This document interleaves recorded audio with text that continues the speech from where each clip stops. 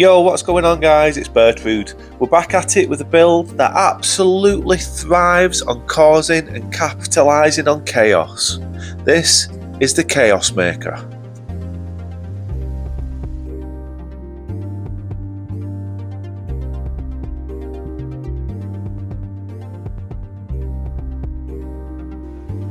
This is another level 168 build. We've got 60 vigour, minimum strength and dex requirements being at 12, and then the main stats are intelligence and faith being at 60 and 59 respectively.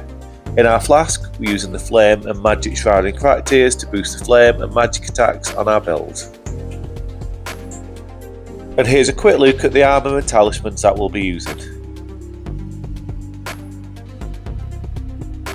We've only got 2 weapons on this build, these being 2 swords of the Night and Flame. I absolutely love these straight swords, and they give you 2 different stance options to use for the Ashes of War.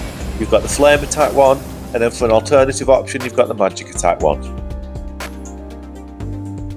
As well as this, we're using the Gelmir staff on the build, because this particular staff is going to boost some of the lava sorceries that we're using. We've got a selection of different spells on the build, including Ancient Death's Rancor, Rykard's Rancor, we've got Rolling Magma, we've got the big Gravity Well spell, we've got impact spells such as the Cannon of Heimer, and then to finish things off, we've got the Magma Shot. And that's the build guys. Remember, this guy is called the Chaos Maker, and that's what this build is all about, causing and capitalising on chaos. Guys, please don't forget to like and subscribe if you like the content. I'm going to stop talking about it soon, I promise, but we're so close to 1,000 subs now. Anyway, it's time for you lot to sit back and enjoy the video.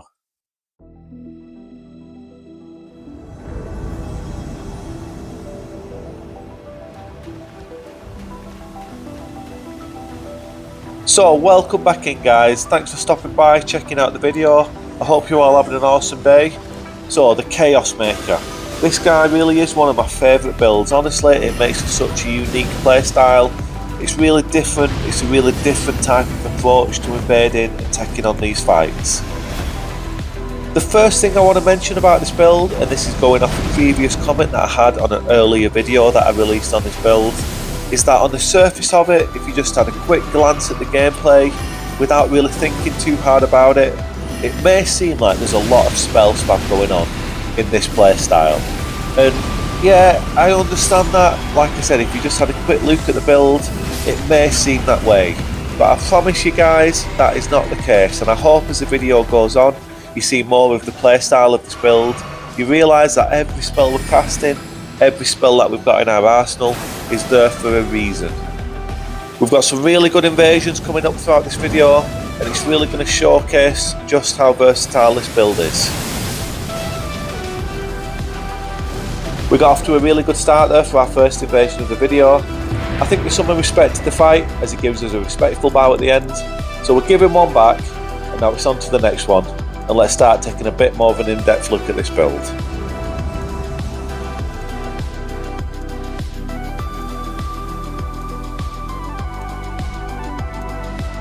So I've spawned into the mountaintops of the Giants for this next invasion against this duo. My first port of call on this invasion, and this is usually the case with most of my invasions on this build, is that I locate one of the group and I send a couple of spells their way. On this occasion we start with the Ancient Death's Rancor and follow it up with the Rykard's Rancor, and what this does is it separates the group. It gets one of them running and allows me to try and focus on the one that's still in the area. The spells on this build are very important. As I said, they're all there for a reason. They make chaos, they create confusion, they get people running, and they get them worried about the spells rather than what I'm actually doing next. They are very important, but the most important part of this build, even more so than the spells, are our swords, the swords of the Night and Flame. This whole build, the whole game plan with this build in every single invasion, is to create chaos with our spells, distract our opponents, and then use that as a vehicle to land the Ashes of War from our swords. As you saw there with the attempt on that host, the Ashes of War from the swords can be quite hard to land when used alone.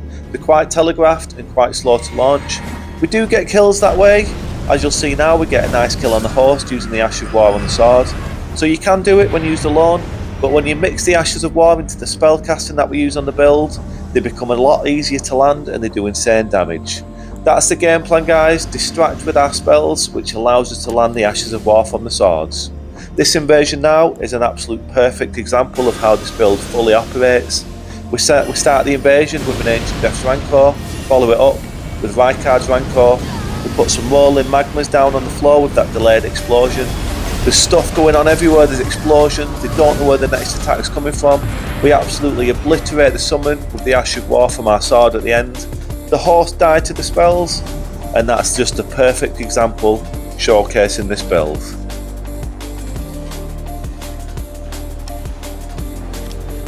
I found another duo here in Farah Missoula. Let's see what we can do against these two. We started things off with the Rykard's Rancor, and that gets the summon and his host moving towards us. We put a rolling magma down on the floor so they've got an explosion going where they just ran to, and we use the Ash of War again to kill the summon. You can see how effective that was. They ran towards me to escape the Rykard's Rancor. They got hit with the rolling magma explosion. In all that confusion, they didn't see that I was launching an Ash of War from my sword, which absolutely destroyed the summon. The horse just did the exact same thing that he did at the start of the invasion. He instinctively ran towards me to escape the explosions from the Rykard's Rancor, but he didn't see that I put a rolling magma explosion down on the floor, and he got caught in that with the delayed explosion.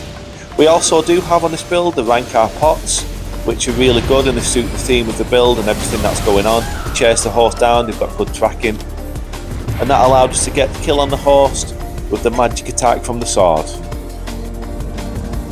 I found this solo host here in Limgrave. This guy seemed pretty cool. He gives us a nice little respectful bow at the start here. He obviously just wants a one-on-one fight. I don't mind the occasional one-on-one mixed into an invasion session. You can make it for a nice change. But obviously I'm in it for the invasions. I like the 2-on-1s, the 3-on-1s, as all invaders do. But when you come across a lone horse sometimes, it does make a nice change of pace. Unfortunately though, for this host and any other solo host who we come across, fighting the Chaos Maker one-on-one is an absolute nightmare. This build, when you're fighting one person, can be an absolute menace. What it leads to is that one person taking the full brunt of all of the kit that we have on this build. It's really good when fighting against 2 people, fighting against 3 people. It specialises in splitting the group up, as I said, causing chaos, capitalising on that, getting quick kills and then focusing on the remaining party members. But like I said, when you go one-on-one against this build, you're taking a whole brunt of all the kit and it's just too much to handle.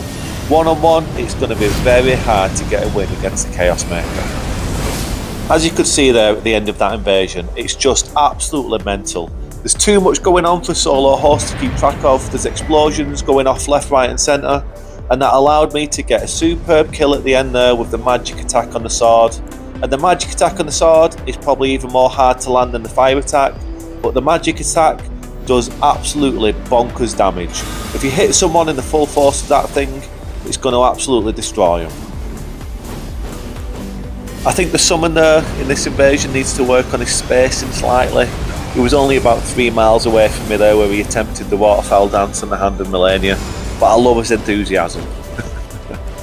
This invasion turns out to be a real interesting one against this duo in the Volcano Manor. It's a real good fight, it goes back and forth, and it might not turn out as you'd expect, but this is a really good invasion regardless. These two are doing a really good job at holding me off at the moment. I'm just looking for an opportunity to close the gap and try and get in there. I'm trying to land some damage with my spells, and as I said, take that opportunity to maybe get a kill. But just as I was making a bit of progress in this invasion, a blue spawns in, but typical blue, he falls right from my trap, doesn't turn out to be much of a challenge, and we instantly dismiss him, and we get back to focusing on the duo. I do really like this type of invasion. It's turned into a little bit of a chess game against this duo. They're playing really well together. What I do like about these two is they're not committing to rushing in and trying to just kill me. They're holding the ground really well, they're playing tight together, and what I ideally want you to do with this build is rush towards me. When I send a spell your way, I want you to rush towards me to try and escape it, as you did see in some of the earlier invasions. I want you to rush towards me, and that's going to make opportunities for me to land the Ash of War from my weapons. But what these two have been doing throughout this whole invasion is just holding the ground. As you can see now, they have closed the gap, but they've done it in a clever way and they've damaged me and took a lot of my health. So, you know, I've got to take my hat off to these two. They've been playing this invasion perfectly. You can see now in the bottom left, I've actually got no healing pots left. One of the drawbacks of this build is that obviously it's quite FP intensive. We're using a lot of spells, a lot of Ashes of War, so I need that access to top my FP up. So I have less healing pots and more FP pots. So if it's a long invasion such as this one, and I'm using a lot of heals, you know, I'm often going to run out of heals before they do. So now I'm in a little bit of a last stand against these two. I know they're not going to commit to chase me down, so I've got to go to them.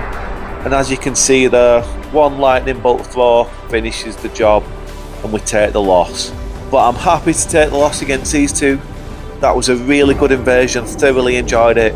Even though I get the point down at the end, I'll take that on the chin. That was just a really good fight. GG's boys.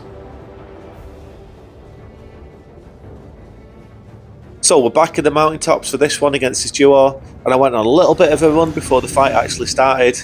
They ran all the way back up here to the Grace instead of just fighting me where they were. I don't see the point in that really, but you know, they ran all the way back up and then decided to turn and fight me.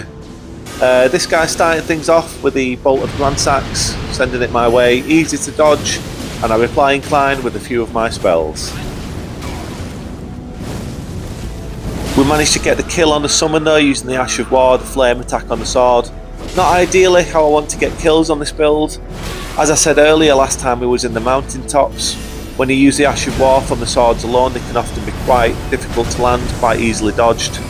But you know, we do get kills that way, it's just not the game plan. Really unlucky there not to kill the host. He just dodged the magic attack from the sword to escape certain death, so the fight continues. I do have to be wary of this host using the long Envoy's Horn. The Ash of War from that weapon can be really deadly. It can do a lot of damage, so I've got to be careful not to let him get too close, close the gap and land the Ash of War on me. But luckily for me, the Chaos Maker does specialise in this kind of mid-range battle. You know, I specialise in keeping them at arm's length, so it kind of suits this fight against this host. As you can see there, we got the host running. We got him on the back foot trying to avoid the explosions from the Rykard's Rancor, which allowed us to land the flame attack from the sword.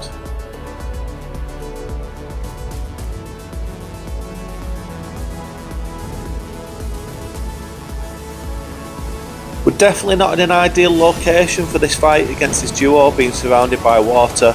We do use a lot of fire attacks on this build, so that's obviously going to dampen our power for this fight. But it's not too much of a problem. We've got a good game plan, we just need to execute it. Send out Rykard's Rancor. You'll watch the summon in the background, it makes him back off, which leaves the host alone. And again, we'll land the flame attack from the sword to get the win.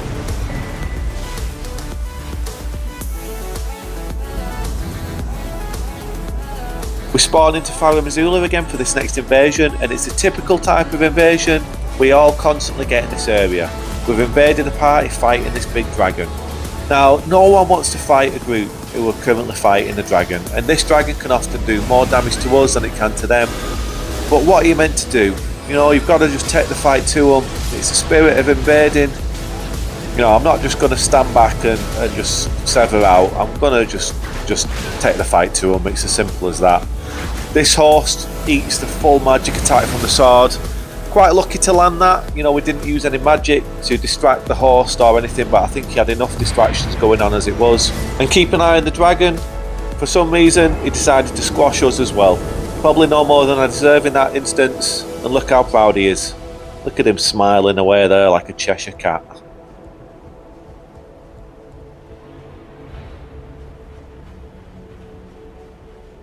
Now, sometimes when you're invading, you come across an absolute genius. Look at this summon.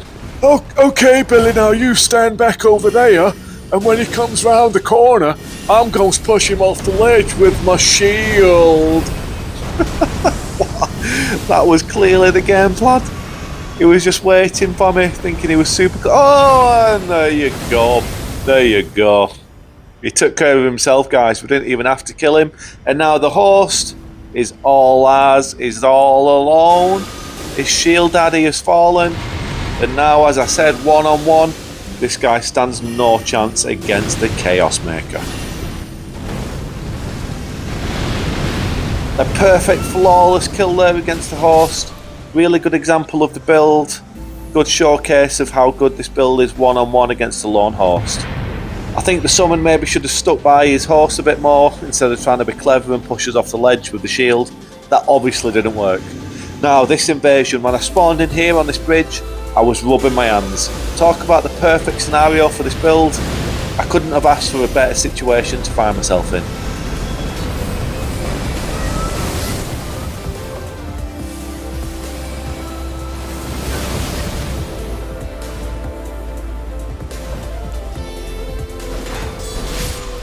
Another flawless victory there. 2 invasions that show just how good the Chaos Maker really is. Side note, guys, don't fight me on a bridge. Okay, so we're back in the mountaintops of the Giants for this one. And I remember this invasion, this is quite a tricky one. This duo's super aggressive. Yeah, this is quite a good invasion again. Quite a difficult one though. Another one that turns into a bit of a chess match. Let's keep an eye on it and see how it turns out. Another area in which this build is kind of lacking a little bit is our defences. We've not got the best stats when it comes to our natural defences with the armour that we're wearing. So when you come across an aggressive duo who are doing some decent damage with the swords, you can see that guy's using the halberd. He's putting out some good damage with his running attacks. They're both being aggressive. It can often cause us a bit of a problem. Like, you know, it's level 168, people are doing big damage. As I said, if they're being aggressive, that's often what's going to lead to the harder invasions for us on this build. To make the situation even harder now in this invasion, the horse has pulled out a heavy thrusting sword, so he's going to be applying even more pressure. Really unlucky there not to get the kill on the host. He missed a lunging attack with his sword, which opened him up for us to land an Ash of War from our sword. And yeah, we just didn't quite get enough time to get the kill on him. Our health is really low, so I had to take that opportunity to back up and heal, otherwise the summon would have surely killed us. We go for a Hail Mary with the Cannon of Heimer, and that's unlucky not to land on the summon, but for now at least we're still in the fight. I'm doing my absolute best at this point to make something happen in this invasion. I'm pulling out all the tricks, I'm using the spells as I always would. You know, I've got a lot of things going on. I'm trying to pull something out of the bag. I know that this is a difficult one. I just had the feeling from the start that these were 2 good players. They're putting a lot of pressure on me and making things very hard.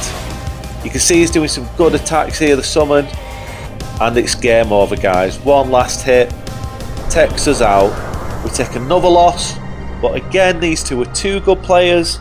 And that was a really good fight. It lasted quite a while, it lasted a good few minutes. And I think these 2 on this occasion appreciated the fight. We get a nice little bow here from one of them. The horse there gives us a nice little bow. Yeah, GG's guys. I don't mind losing fights when it's a good one like that. You know, fair play, good players, good invasion. And we're here in the capital, guys, for the absolute last invasion of the video.